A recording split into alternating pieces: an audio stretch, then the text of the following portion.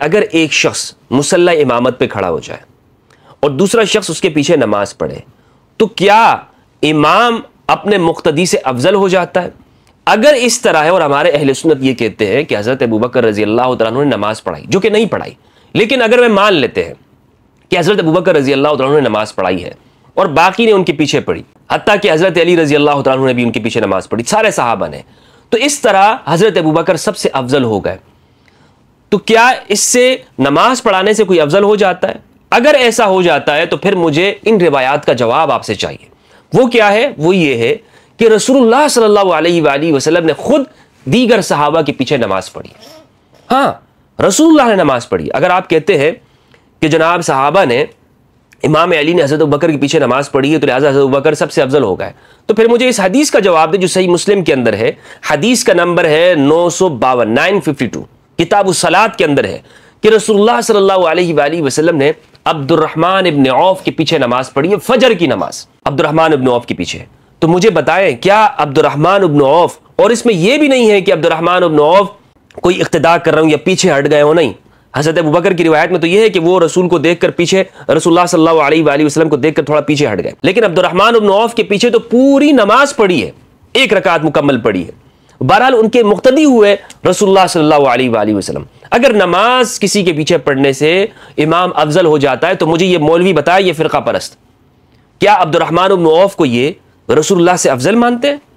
کیونکہ رسول اللہ نے ان کے پیچھے نماز پڑھی ہے۔ صحیح مسلم کی روایت ہے، میں نے نمبر آپ کو بتا دیا ہے، طویل روایت ہے اس لیے میں روایت کو چھوڑ رہا ہوں، آپ اس روایت کو خود دیکھ لیجئے، اسکرین پہ میں دوبارہ آپ کو دکھا رہا ہوں، یہ روایت موجود ہے۔ اس میں یہ ہے کہ رسول اللہ صلی اللہ علیہ وآلہ وسلم نے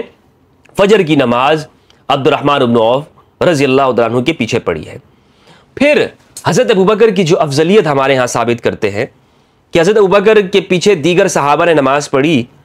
تو لہٰذا حضرت ابوبکر سب سے افضل ہو گئے، تو مجھے بتائیں حضرت ابوبکر نے ایک طویل عرصے تک دوسروں کے پیچھے نماز پڑھی ہے، خود حضرت ابوبکر نے، اور وہ بھی غلام شخص کے پیچھے، ابو حذیفہ کے جو غلام تھے حضرت سالم رضی اللہ تعالیٰ عنہ، ان کے پیچھے نمازیں پڑھتے رہے مدینہ منورہ کے اندر،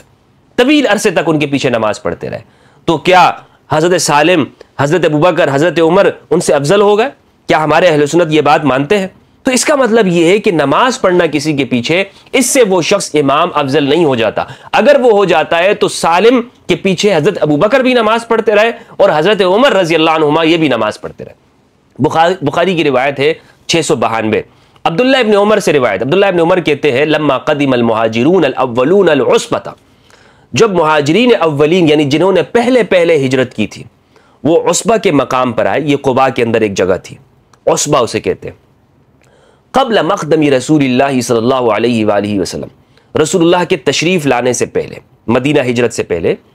مہاجرین اولین جو پہلے وہاں پہنچ چکے تھے،